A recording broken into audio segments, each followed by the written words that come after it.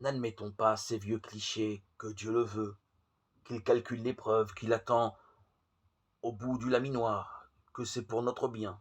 Sans doute, Dieu est toujours là, il est toujours là dans la mort, dans l'agonie, dans la maladie, dans le désespoir, dans la prison, dans l'hôpital, dans la corde du pendu, il est là, dans l'horreur de la haine et de la guerre, mais il est là comme victime, il est là comme l'amour qui veut parer le coup pour nous protéger, pour nous défendre, en nous enveloppant de sa présence, en nous cachant dans son cœur.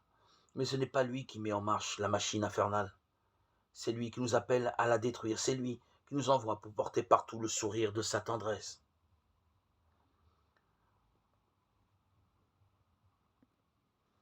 Gardons le désir ardent de ne pas ajouter au mal, de ne pas l'accroître, de ne pas le propager, de ne pas étaler notre souffrance pour multiplier celle des autres.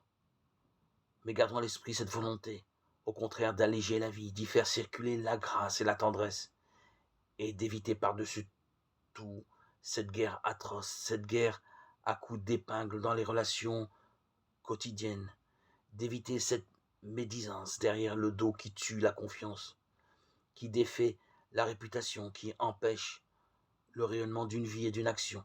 Car c'est dans ces toutes petites choses, c'est dans ces nuances infinitésimales de la vie quotidienne que le mal commence et qu'il a son aspect le plus horrible parce que cela, nous pourrions l'éviter.